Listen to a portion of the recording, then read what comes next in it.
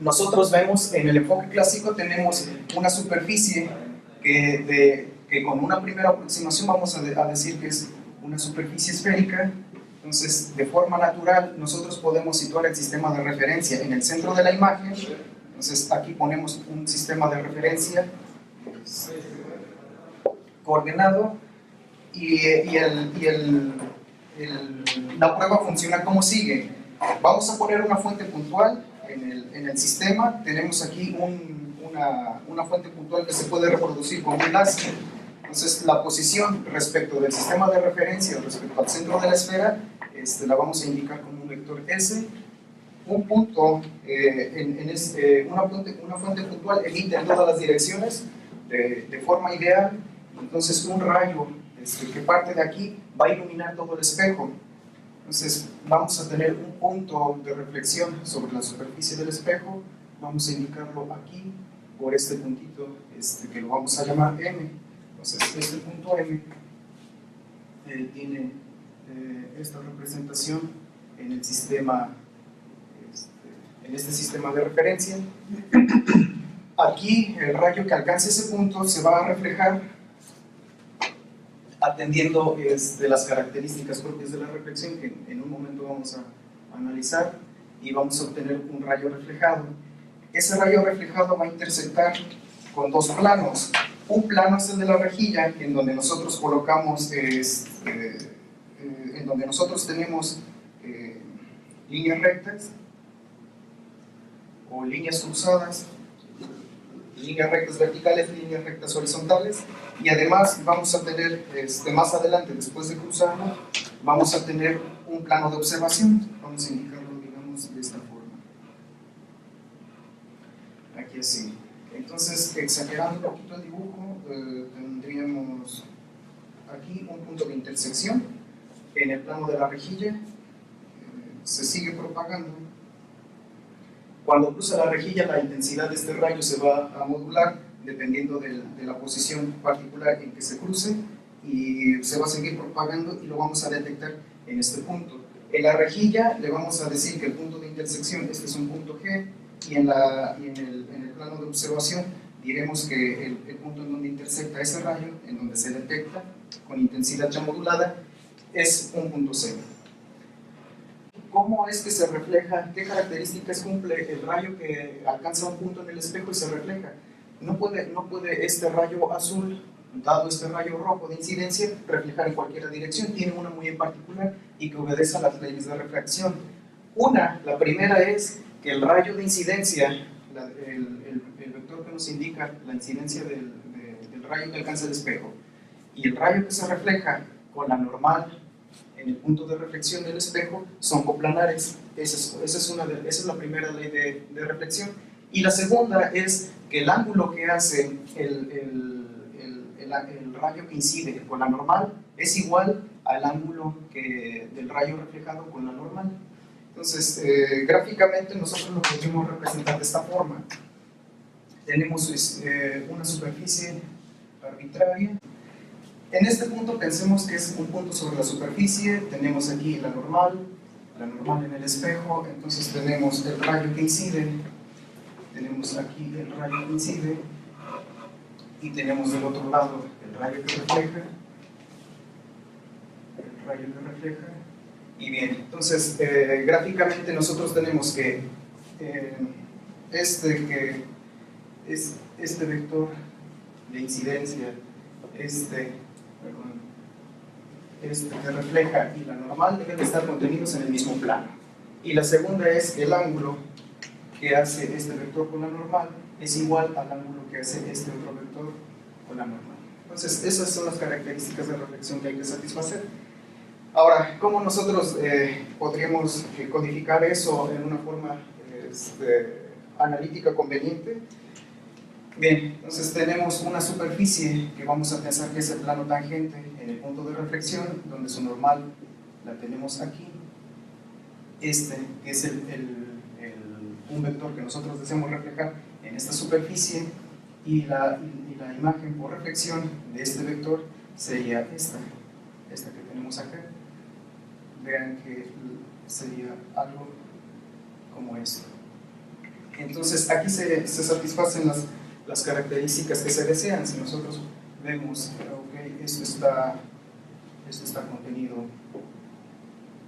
completamente en un plano, este sería mi plano esto azul sería mi plano de incidencia, contiene el vector normal, contiene el vector que yo deseo reflejar y contiene el vector reflejado.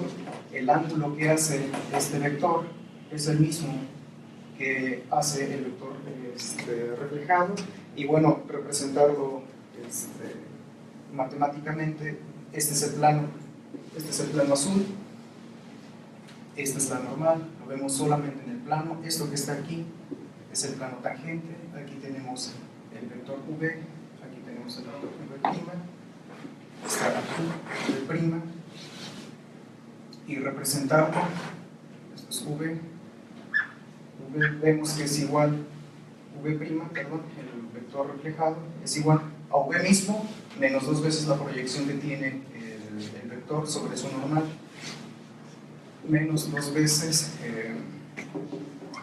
V por N. Tendría que ser unitario para hallar la proyección, y además que esté en dirección negativa con el signo que tenemos acá de la normal. Entonces tenemos V menos 2 veces esto más esto y llegamos a V'. El vector normal unitario pues se puede obtener fácilmente. Menos 2 veces, aquí tendríamos sobre la norma de n, sobre la norma de n, y tendríamos aquí abajo sobre la norma n cuadrada, que es igual al producto interno de la normal consigo misma. Entonces tendríamos la parte escalar v transpuesta n en la dirección de n entre, vamos a poner así, n transpuesta por n.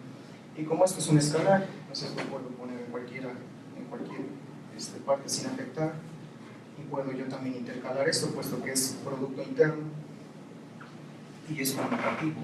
Entonces me quedaría esta expresión en la dirección de V. Y como esto es un factor, un término común, lo puedo factorizar, quedándome esta expresión transpuesta n en la dirección de V, y esta matriz que me queda aquí es conocida como la matriz de reflexión de Gauss-Jordan. Entonces ahora ya puedo obtener, dado el vector que yo quiero reflejar, la normal en el punto de reflexión, construyo esta matriz que depende únicamente de la normal en el punto de reflexión, y obtengo, operando el vector que quiero reflejar, la dirección del vector reflejado. Ahora me va a hacer falta otra herramienta. Voy a requerir algún modo de calcular la intersección entre esta línea recta o un rayo con los planos tanto de la rejilla como en el plano de observación. Esos planos están caracterizados por una normal, por alguna posición.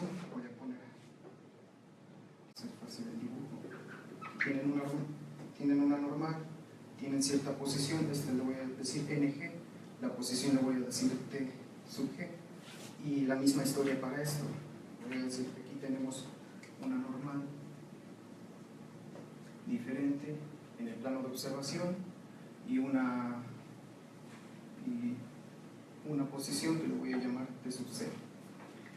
Y en general, para un plano con una normal y algún punto, una traslación contenido en ese plano, debe de satisfacer todos los puntos de ese plano, deberían de satisfacer n, la normal, o los puntos que están contenidos en el plano, la m y un punto que lo contiene. Esa es una forma de caracterizar estos planos.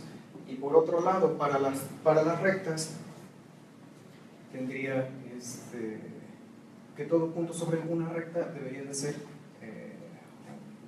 vamos a decir L, punto sobre la recta, algún punto conocido de la recta, más algún factor, un parámetro escalar en la dirección de la recta en cuestión. Entonces, gráficamente lo que yo estoy queriendo mostrar es que si yo tengo un plano que tiene una normal n, está conteniendo un punto que le puse aquí, T, aquí en este plano, y por acá tengo una recta que contiene el punto L0 y tiene dirección L gorro. Entonces yo quiero hallar el punto Q de intersección entre el plano y esa recta. Así. Bien, entonces con estas dos expresiones que están ahí sustituyo en la primera y vería que para satisfacer esa relación debería de cumplirse esta igualdad. Ser igual que esto sustituido aquí. Entonces L y P tendrían que ser iguales, satisfaciendo la misma ecuación. Significa que estoy hallando el punto que es común tanto a la recta como al plano. Y resolviendo tendría que lambda es menos 0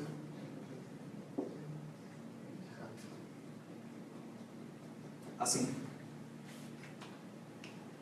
Y ahora para este es el escalar lambda que necesito aquí, y me va a dar un punto sobre la recta que va a ser el que coincide también, el que contiene también el plano aquel. ¿Y cómo lo describo? Bueno, pues así. Es decir, que Q es L0 más lambda es la expresión, menos L0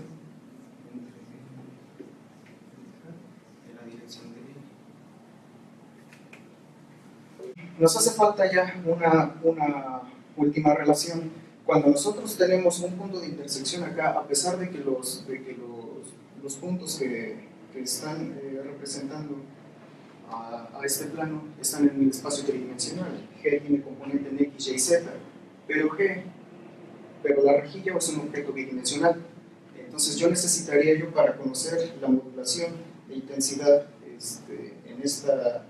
provocada por esta rejilla, saber cuáles son las componentes del punto de intersección en el objeto en sí, en el plano. La rejilla, como está contenida con coordenadas 1 y Z, y este es el plano de la rejilla. Entonces, después, para transformarla a cualquier otra posición en el espacio, con diferente orientación y traslación, pues es más o menos sencillo. Todos los puntos G deberían de satisfacer esta relación. R es una matriz de rotación, operando por los puntos nu y 0, más alguna traslación. Y con esto ya llegaré yo a representar la rejilla en esta, como está en esta ilustración, en este esquema. Y ahora, entonces, el problema es de que una vez que yo ya conozca un punto G en la rejilla, en el espacio tridimensional, y querer saber cuáles son las coordenadas definidas en el mismo plano para, en base a ello, calcular su modulación, entonces tendría yo que resolver simplemente despejar para este vector. Entonces tendría un 0, que es la inversa de esta matriz, por G menos, y con esto ya lo tendría. Algo similar va a ocurrir con los puntos S en el plano de observación. Van a detectar en la imagen, van ustedes a ver que pues en cierto píxel XY van a ver un nivel de intensidad, pero ese píxel yo en este esquema lo estoy representando como algún punto C que tiene 3 componentes. Entonces lo mismo se tendrá que resolver una ecuación similar a aquella para determinar qué coordenadas X y Y que corresponden a los píxeles corresponde a cada uno de estos puntos C que están en el espacio tridimensional. Entonces es lo mismo. Y finalmente, cómo determinar o cómo codificar información que tiene aquí la rejilla, qué información es la que codifica respecto de la que se detecta aquí. Entonces se utilizan las rejillas de Ronchi. Entonces son sustratos de vidrio que tienen líneas rectas, franjas rectas, que pueden tener algún perfil en particular. Por lo general son binarias, pero se pueden construir también con perfil cosenoidal. Entonces tendríamos en este caso que corren, vamos a decir, en la dirección M y es constante en la dirección. Y se pueden utilizar también rejillas que tengan en esto, la forma en que se describe esto es a través de la función de transmitancia, que es nu, y si pensamos que es de perfil cosenoidal, entonces se representa así, como, vamos a poner primero aquí, coseno omega va a ser la frecuencia de oscilación espacial, nu es la coordenada espacial en donde la señal va cambiando, y como yo necesito que esta rejilla me module la intensidad en donde es claro o en donde no hay franja, es vidrio nada más, entonces la intensidad es prácticamente inalterada, entonces debería yo, si buscando la función de transmitancia ser multiplicativa, debería de ser 1, y en la franja oscura, entonces atenuar completamente la intensidad del rayo que lo cruza, entonces del otro lado no me saldría nada, y como esto es multiplicativo debería de ser 0. La función de transmitancia debería ir de 0 a 1, la función coseno va de menos 1 a 1, entonces le agrego un 1, así, va de 0 a 2, y divido entre un medio y va de 0 a 1. Entonces ya está, eso es sencillo. Pero si se dan ustedes cuenta, este es un objeto bidimensional y está codificando solamente una de las coordenadas del plano. Entonces, pues no faltó quien propusiera poner dos rejillas de estas ortogonales. Entonces están aquí la primera, como en el primer caso, y la segunda. Ahí está. Entonces lo mismo, tenemos tenemos nu. Y ahora la función de transmitancia en este caso pues van a ser dos veces esto, ¿no? Hay varias también formas de representar una rejilla, hay por lo menos dos, pero la que vamos a utilizar es la que es más conveniente experimentalmente. Entonces vamos a poner dos de esas, tendríamos 1 más coseno de omega 1 entre 2, aquí tendríamos la primera. Y aquí tendríamos la segunda.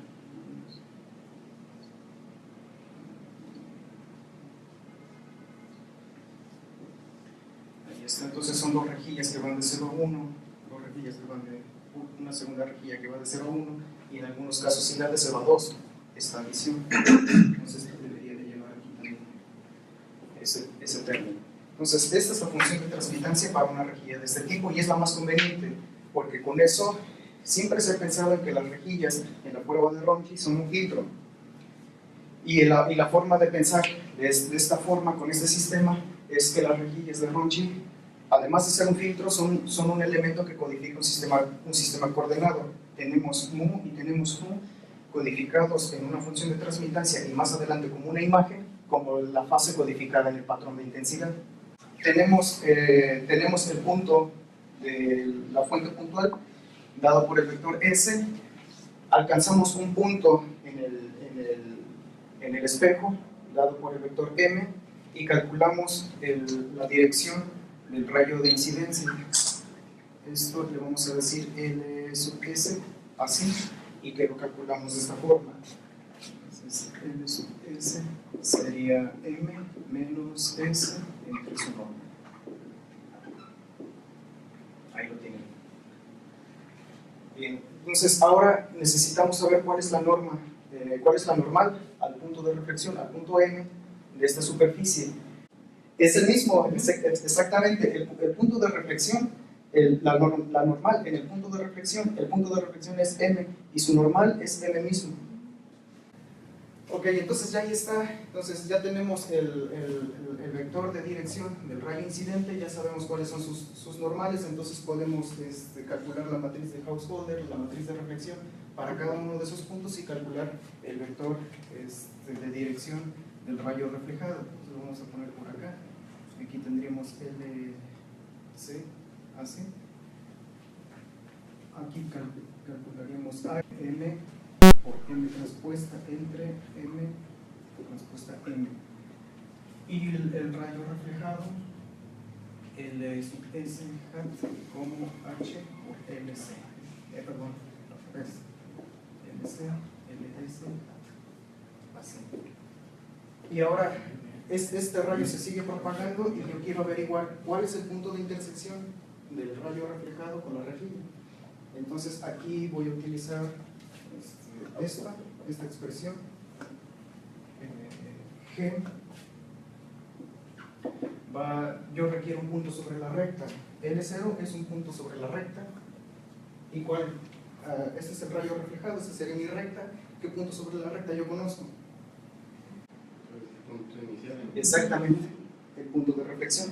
Entonces G se calcula como el punto de reflexión, M más la normal del plano, que es NG transpuesta la posición, un punto en el plano, que es de sub G, menos esto, M, entre transpuesta de la normal G por la dirección. Y la dirección del rayo reflejado es L sub C. L sub C en la dirección de L sub C. Ahí está. Bien, entonces ya tengo esto ahí. Y a partir de aquí, en el siguiente paso, yo voy a saber qué tanto se modula la intensidad del rayo cuando cruza esta rejilla. Voy a requerir entonces calcular la transmitancia en ese punto. O sea, experimentalmente estás diciendo entonces que primero calculas dónde vas a poner la rejilla. No, estoy armando ¿Estás calculando qué? Ajá, estoy armando el modelo. Entonces tengo un punto, la fuente puntual que emite en todas las direcciones, ilumina el espejo. En este punto en particular tengo esta normal, entonces el rayo de incidencia respecto de este punto y la fuente puntual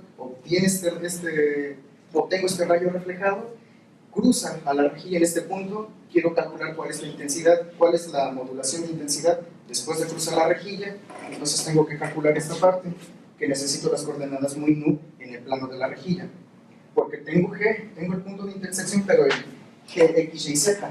Entonces utilizo ahora esto y calculo la intensidad. Voy a decir que la intensidad inicial es I' y la intensidad después de cruzar la rejilla es I nada más, y acá necesito poner la transmitancia. Entonces la transmitancia necesito las coordenadas mu y nu, que las calculo a partir de esto. Entonces debe de haber una matriz de rotación, que también es algo por determinar, y hay varias formas, ¿no? Dependiendo de la secuencia de rotación que uno elija, los ángulos de parametrización, etc. Pero esta matriz va a existir transpuesta por G, que es el punto que yo quiero averiguar, menos un punto contenido en el plano de referencia de sub G, así. Algo así como esto. Esto lo meto como argumento acá, después el resultado lo va a poner como mu, como nu, va a calcular los cosenos, etc. Y me va a dar el nivel correspondiente entre 0 y 1, que va a multiplicar esta intensidad y me va a decir cuál es la intensidad de salida. Entonces ya está. Después se sigue propagando ese rayo ya con intensidad modulada hasta intersectar, hasta que yo la detecte en el sensor de la cámara en el punto C. Entonces este punto C ya lo calculo también fácilmente, muy similar a como está aquí. ¿Cómo sería? SM más la normal del plano, que es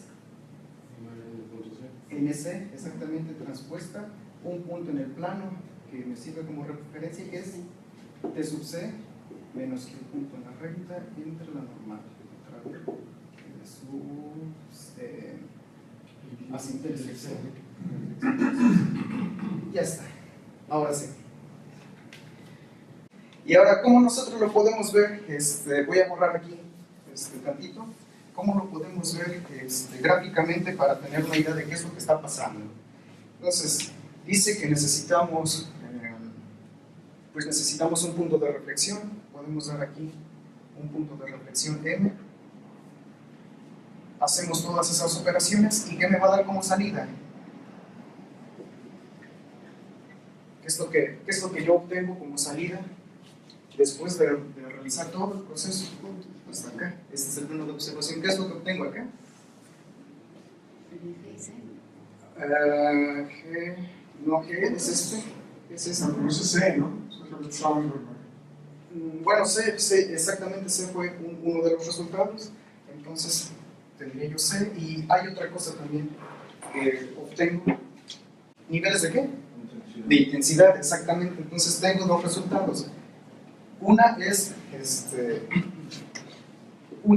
la intensidad que se detecta, y la otra es el punto que se detecta, y que le doy como entrada un punto en la superficie del espejo.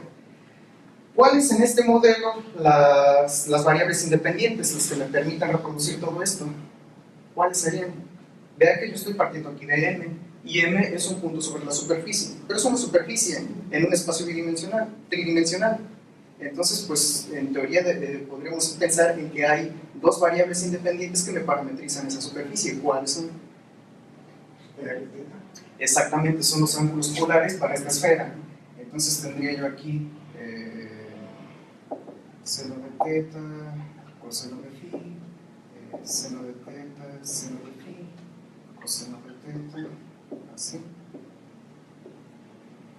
Y lo que yo tengo como parámetros son teta y phi, que son el ángulo polar y el ángulo azimutal que parametrizan esa esfera. Entonces pongo estas dos cosas, opero así, esto es un vector, y me va a dar como salida un punto. Hay que operar aquí con R, ¿sí? Me dan un punto sobre la esfera, aplico esas ecuaciones acá y obtengo como salida un nivel de intensidad y el punto en donde lo voy a detectar.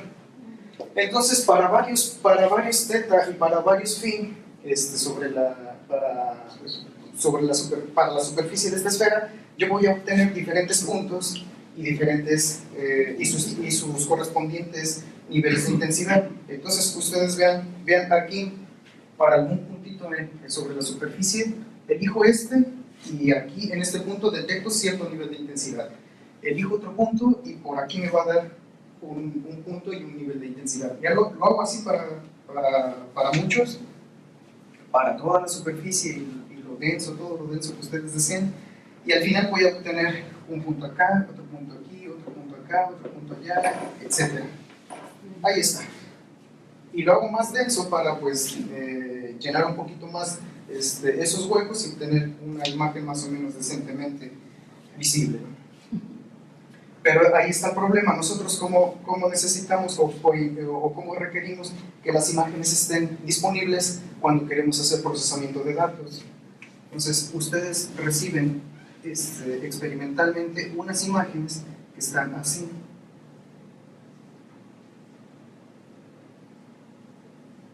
Así. Arreglos de columnas y filas, que son los píxeles, y digo, ok, en este píxel tengo un nivel de intensidad, en este otro píxel de al lado tengo otro nivel de intensidad, en un píxel, en una siguiente columna, tengo este nivel de intensidad, y está arreglado así. Entonces, yo veo que de este modelo al que yo requiero para trabajar para diseñar algoritmos de procesamiento de datos, no es compatible. Y ese ha sido el problema más fuerte con el que nos hemos topado quienes hemos tratado de generar los algoritmos para procesamiento automatizado de este tipo de imágenes. Entonces, bien, ¿cuál sería la solución para atender eso? Y bueno, pues no vamos a tardar mucho tiempo en decir que necesitamos un algoritmo al que nosotros le demos como entrada no esto. Lo que está parametrizando la superficie es la superficie. Otro problema de esto además es el siguiente. En las imágenes, aquí en las imágenes, yo tengo información que corresponde a las coordenadas en la imagen, que son los puntos, son los píxeles mismos. Entonces, ese sistema coordenado local en las imágenes natural, ya que de por sí viene, no se ocupa aquí. Lo que aquí está ocupando son coordenadas angulares, coordenadas polares de la superficie, que cuando ustedes den una imagen, cuando ustedes reciban una imagen como esa información ni siquiera existe, no se puede extraer de las imágenes como esas. pues hay ciertos aspectos que juegan un poquito en contra del uso de este enfoque clásico. Y como les decía, no vamos a tardar mucho tiempo en decir, lo que nosotros requerimos es que dado un punto en el plano de observación, este píxel, ¿cuál es el punto en la superficie del espejo tal que satisfaga las leyes de reflexión cuando la fuente puntual está acá? Entonces, a grandes rasgos, ese es el problema que hay que resolver. Y ese es el punto de partida. Bueno, esta LC, las direcciones del rayo de incidencia, pues son el punto de reflexión menos S, menos S. Así. La dirección del rayo reflejado, LC, pues son C menos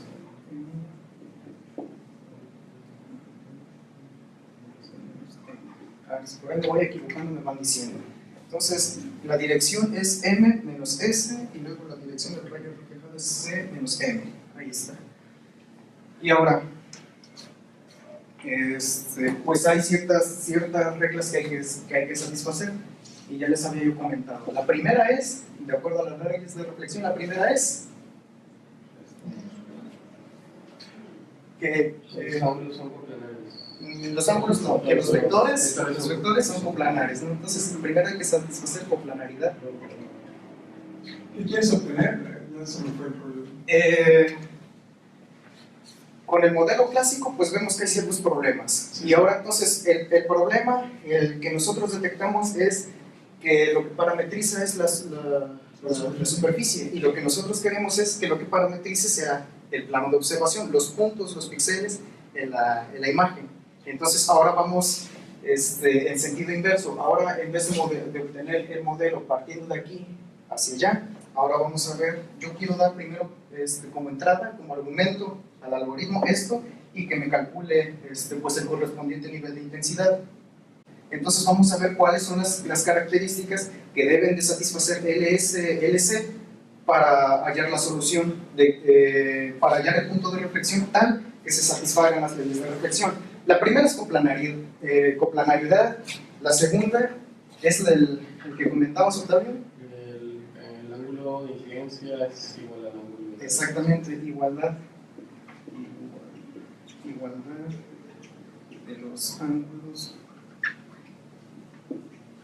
de incidencia y reflexión. Bien, y de entrada más o menos eso sería suficiente, pero no. Hace falta para resolver el sistema completamente una última restricción. Ajá, que esta superficie hay una restricción del radio de la esfera. Entonces, que el punto solución, el punto de reflexión, la longitud, lo voy a escribir así, que el punto solución que yo estoy buscando, su distancia, sea igual a quién. Ajá, porque como tengo convenientemente el sistema coordenado en el centro de la esfera, entonces pues para cualquier punto debería de satisfacer m esta restricción, ser igual al radio de la esfera. A ver, digo, tú calculaste ya todas las ecuaciones, ya todos esos puntos que estás poniendo ahí, ya los utilizaste en las ecuaciones anteriores, ya están utilizados, es lo mismo. Si lo vas a empezar al revés, lo único que tienes que hacer es despejar de las ecuaciones y ya lo tienes al revés. Sí, yo pensaba que era así de trivial. Ajá. También al principio pensé eso, y no, me llevó eso cerca de un año y medio, ver que no. Y ahorita les voy a mostrar por qué. Bien, entonces ahí están. Esas restricciones es lo mismo, exactamente lo mismo que se tienen que satisfacer en el problema, en el enfoque clásico. Tenemos un punto C, tenemos un punto S, este es un punto de detección, este es un punto de la fuente, y por allá, sobre la superficie de la esfera, hay un punto solución que satisface las leyes de reflexión. ¿Cómo encontrarlo? Bueno, pues les voy a contar así nada más rapidito. Al principio, pues me di cuenta de que para el caso de la esfera, como la normal es un radio vector de la esfera misma, y los radiovectores pues pasan por el centro de la esfera, y ahí tengo el sistema coordenado. Entonces el plano de incidencia es un plano que siempre contiene el origen. S, C y S están en ese plano, y la intersección de la esfera con un plano que pasa por el origen es una circunferencia del mismo radio que la esfera. Y dije, no, pues maravilloso, eso está muy bien, porque entonces en vez de resolver el problema en 3 dimensiones, pues se colapsa a resolverlo nada más para 2. El caso de una esfera al caso de una circunferencia. El resultado sí me sugería que era una combinación lineal. El punto M era una combinación lineal de S y de C. Y bueno, pues me di a la tarea entonces de resolverlo en el espacio tridimensional sin irse al plano nada más, y hacer coincidir esa solución que sugería el caso bidimensional. Entonces ahí también fue un poquito de tiempo el que nos llegó, y nos dimos cuenta que M, que la solución era una combinación lineal alfa por C, es el vector de observación, el punto de observación, más beta por S, que es el punto de la fuente. Sí, ¿qué sigue? No, está bien. El sentido de que la combinación lineal que estás haciendo es debido a que hay 2 errores que tienes cuando estás haciendo esta aproximación. El primer error es que no es un rayo realmente que está recibiendo el píxel. Es una combinación de intersección de muchos rayos que están recibiendo. Entonces estás haciendo una aproximación. ¿Cuántos rayos recibe un píxel? 1. No, discúlpame, estamos hablando de un campo electromagnético, no estamos hablando de una idealización. Sí, pero estamos hablando en el caso geométrico, no de estás hablando de primero. Y segundo, solamente hay un rayo, solamente hay uno que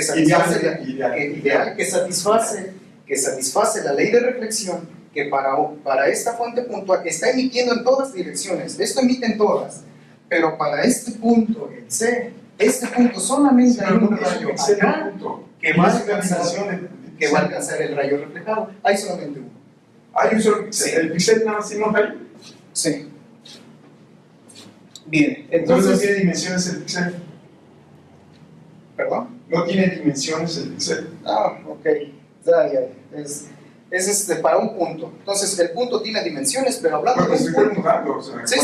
¿Tiene dimensiones o no tiene dimensiones? Sí, es un área, pero estamos pensando en un punto, y después le vamos a decir, es un píxel y tiene un área, entonces sí llegan varios, ¿no?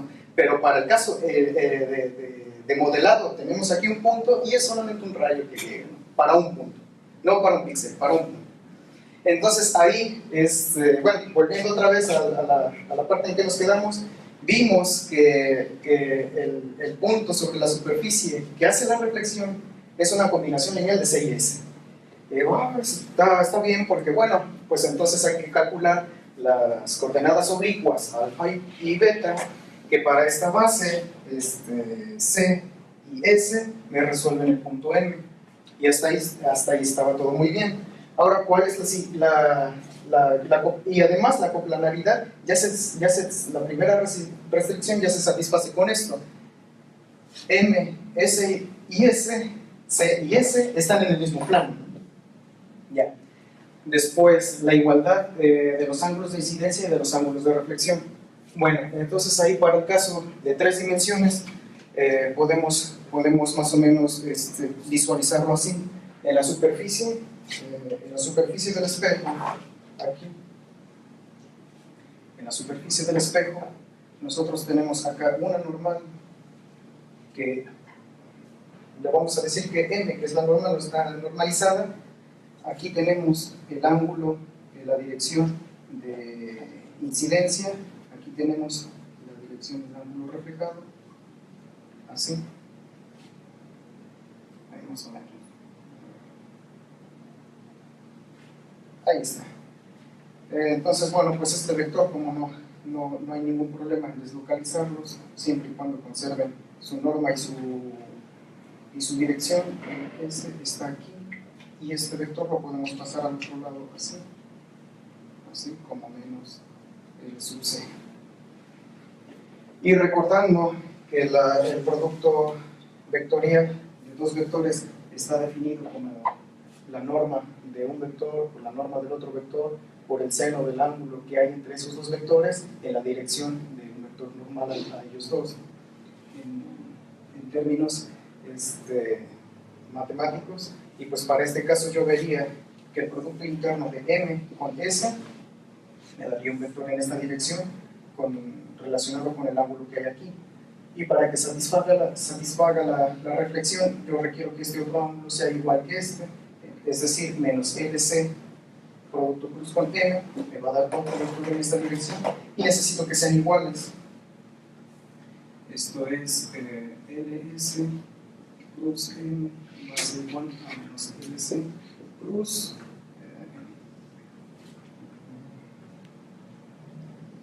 esto tiene que estar al revés.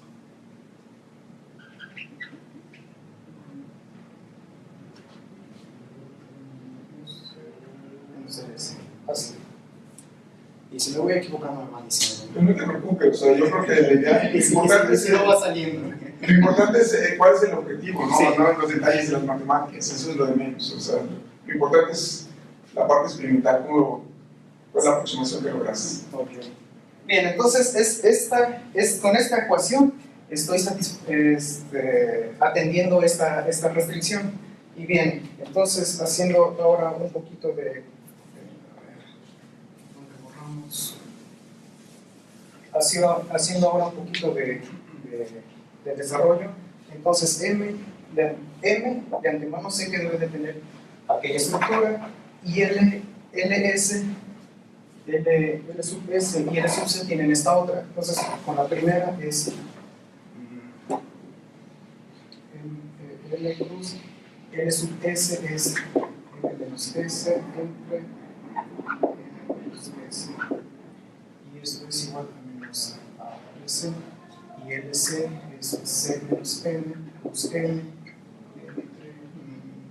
C menos N.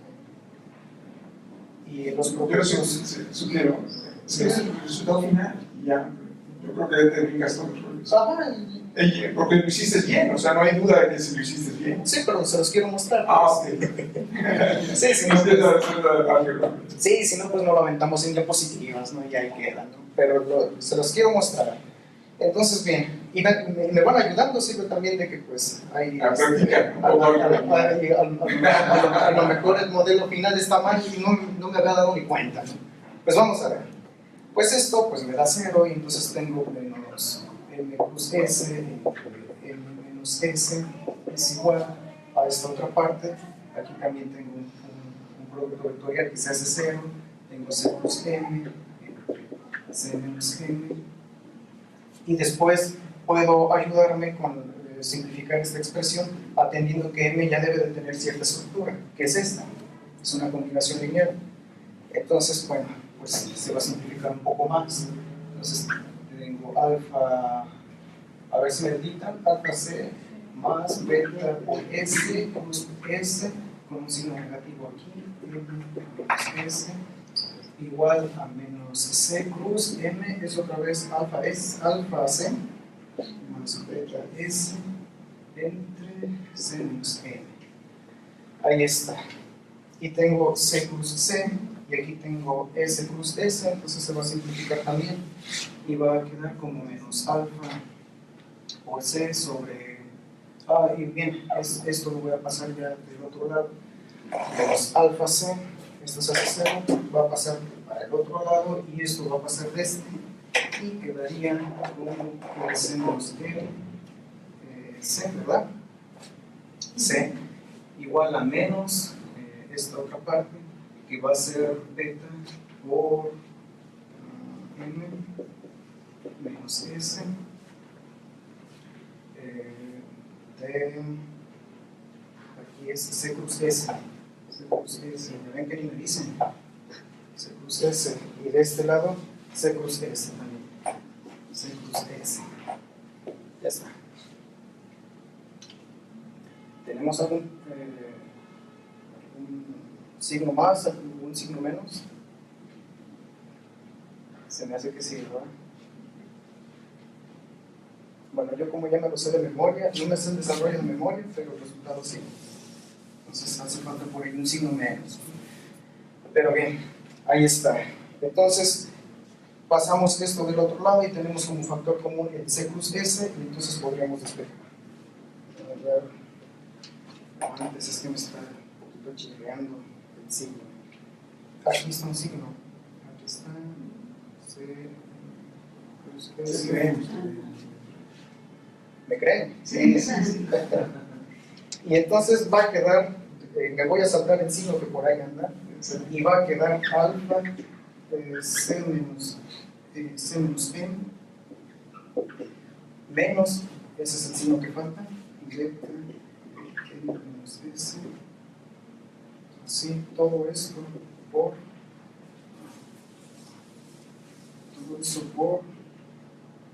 C plus S igual a 0. Ahí está. Entonces, bueno, pues esto no nos importa. Para que esto sea 0, cuando alguno de estos es diferente de 0, entonces se tendría que satisfacer esto, que es una ecuación escalar. Esto es un vector, pero esto ya es una escalar. Entonces defino que de alfa y beta ser alfa C menos M menos beta M menos S y igualarlo a 0. Entonces la solución alfa y beta, pues me pasa la solución que yo encuentre alfa y beta de esta ecuación igual a 0, van a hacer que los ángulos de incidencia con el reflejado y la normal sean iguales. Entonces ya está. Y la última, que es esta, pues esa ya se escribe directo. Voy a definir también una ecuación H de alfa y beta que va a ser la norma con la estructura que requiero, que es alfa C más beta S menos R igual a 0. Y ya están las dos ecuaciones que nos satisfacen la primera restricción, y esta, la segunda y tercera, y esta primera que satisface la primera restricción de coplanaridad, y ya quedó. Ahí está. ¿Cómo se resuelve el punto M dado un punto en el plano de observación? Y bueno, pues ahora el siguiente problema pues es resolverlo. Pues son ecuaciones no lineales.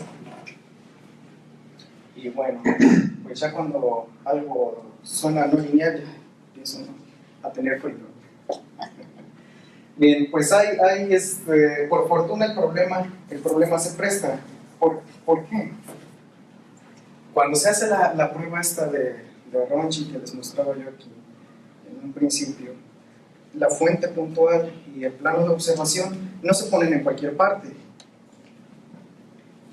Vean, aquí en este caso la fuente puntual se pone exactamente en el centro, y bueno, pues la rejilla y el plano de la imagen están exagerados, pero esto, la fuente, la rejilla y todo esto se ponen muy cerquita del centro de la esfera. Entonces pues se pueden hacer ciertas aproximaciones acá. Y bien, ya casi vamos a terminar, no se preocupen.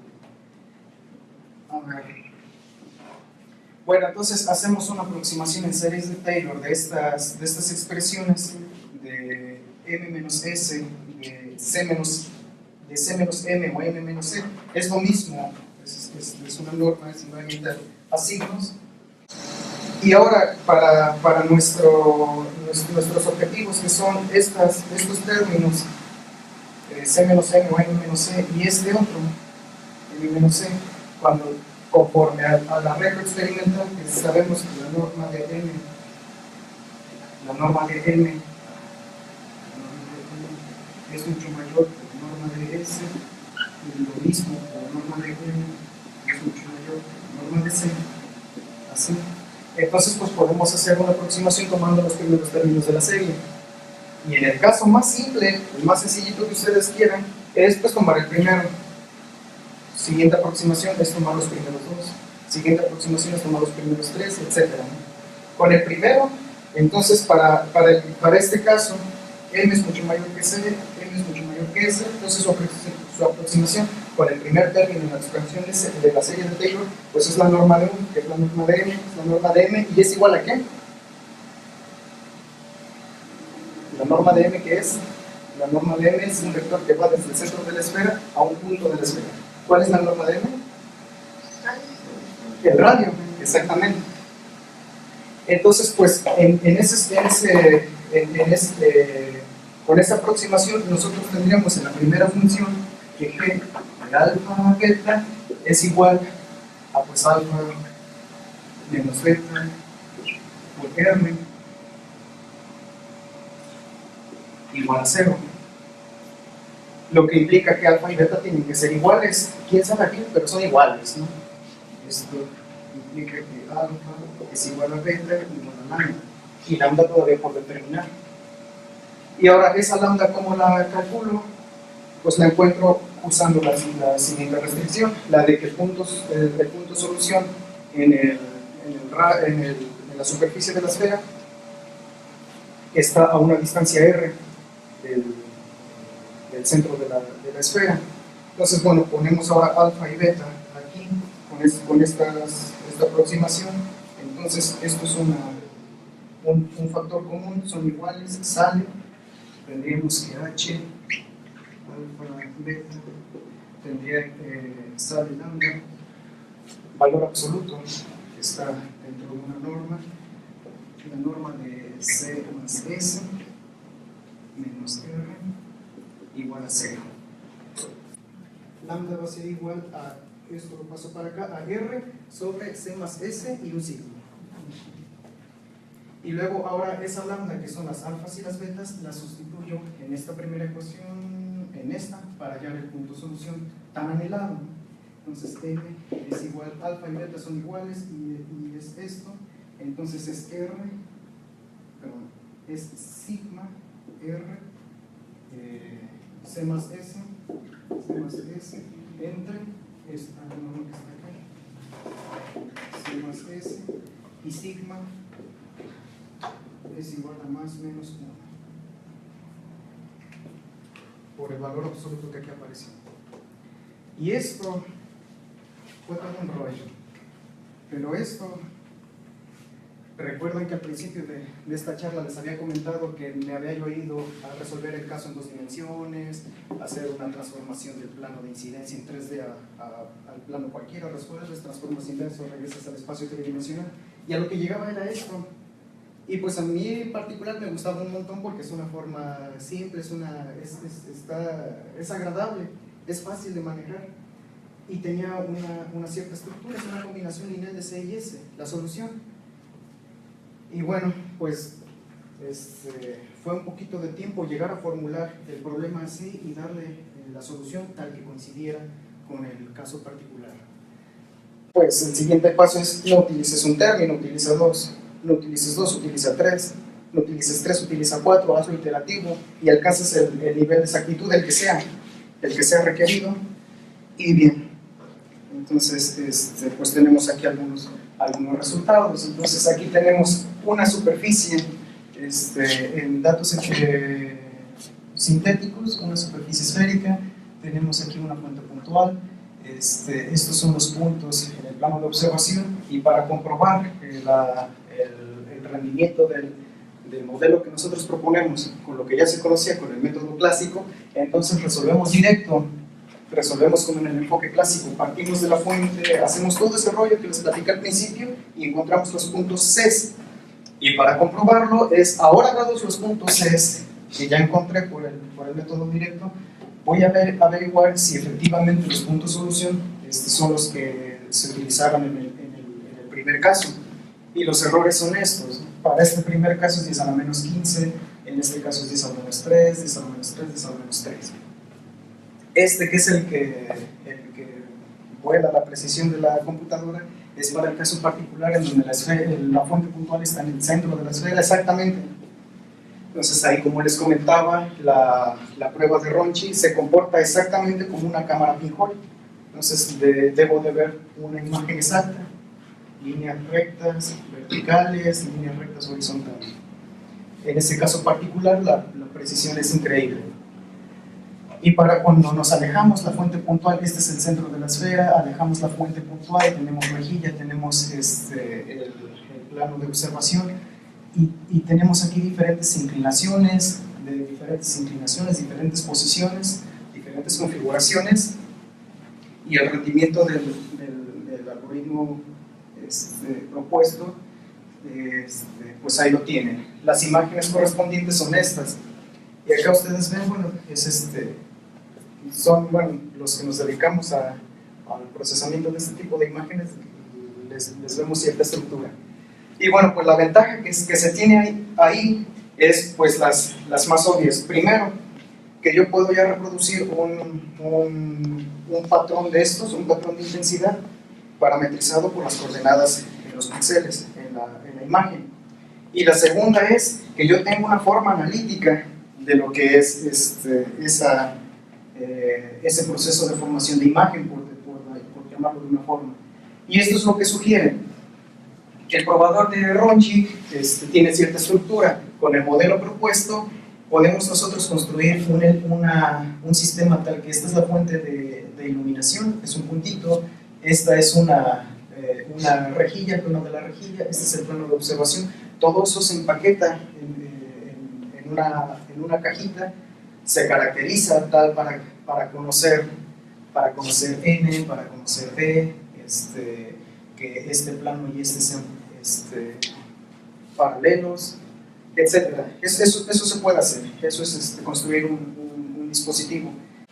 Y bien, entonces con eso, y además como tenemos una forma analítica de ese procedimiento con este probador y con el proceso de demodulación del patrón de intensidad, llegamos a que las coordenadas en el plano de la imagen XY están relacionadas con las coordenadas en la rejilla con esta expresión. Y bien, entonces pues eso es miel sobre hojuelas cuando se hacen diseño de algoritmos de procesamiento automatizado de imágenes, porque con un ajuste de los datos experimentales después de hacer el proceso de demodulación podemos averiguar los ángulos, podemos averiguar distancias, esto se conoce, podemos averiguar el radio de la esfera, etc. Podemos conocer a partir de las imágenes cuál es la configuración experimental del sistema. Entonces, averiguamos radio de curvatura de la esfera, averiguamos las características, la normal del plano de la rejilla, averiguamos la normal del plano de observación. Aquí muestro un ejemplo donde podemos averiguar la longitud focal de un espejo viendo solamente las imágenes, los patrones de intensidad que se generan con la prueba de Ronchi. Bien, entonces, a manera de conclusión, el enfoque inverso, que es el que propusimos de trazo de rayos, es completamente compatible con el diseño de algoritmos de procesamiento de imágenes. El nuevo paradigma ofrece un algoritmo simple para estimar la longitud focal de un espejo. Este fue un ejemplo. Este trabajo muestra que la prueba de Ronchi puede ser autosuficiente y sugiere nuevas aplicaciones como la alineación de sistemas ópticos compuestos. Bien, esa es la presentación que les traía. Y pues algunas preguntas, comentarios, pues estamos... Pues esperamos que lo hayan disfrutado y aquí los invitamos para las siguientes pláticas que vamos a tener. Muchas gracias por haber venido. Gracias.